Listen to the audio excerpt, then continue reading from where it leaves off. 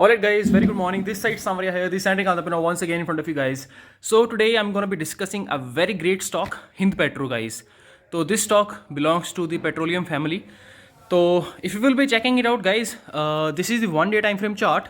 The stock actually gave a breakout in the month of February, okay, at this point, and it went from 225 till the high of 250 nearby that.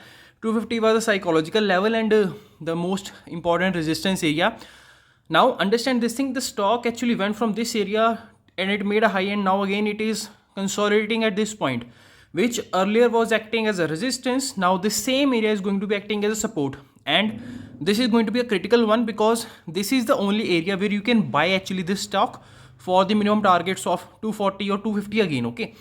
And the stop loss, जो आपका stop loss यहाँ पे लगेगा guys, बहुत ही कम लगेगा. Suppose यहाँ पे 230 के ऊपर आप इसको बाई करते हो, आपका हार्डली 4 या 5 रुपये का 225, you can just keep your stop loss as well here, okay. And once you keep that thing as well here, तो यहाँ पे सिर्फ 5 रुपये का स्टॉप लॉस लगा के आपको 1:2 या 1:3 या 1:4 का भी रिवॉर्ड मिल सकता है. ठीक है, यहाँ पे मैं एक्सपेक्ट कर रहा हूँ कि स्टॉक में अभी अच्छी खासी रैली आ सकती है. ठीक है, एक बार इसका मल्टीपल टाइम फ्रेम एनालिसिस कर लेते हैं.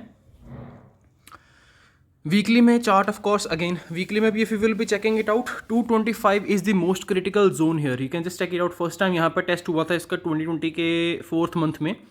उसके बाद फिर यहाँ पे एक बार टेस्टिंग हुई थी, फिर अगेन फेलियर हो गया. उसके बाद यहाँ पे फिर से it was consolidating pretty good and then it was a great breakout. After that the stock is again retesting it.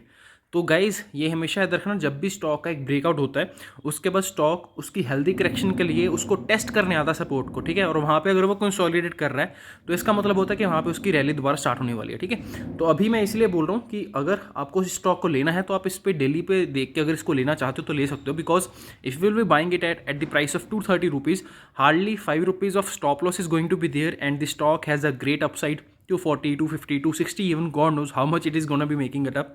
तो देख सकते हैं आप अगले महीने अप्रैल में. This is going to be the good stock. Okay, so thank you so much, have a good day, and if you get to learn something new, subscribe to this channel and bye bye.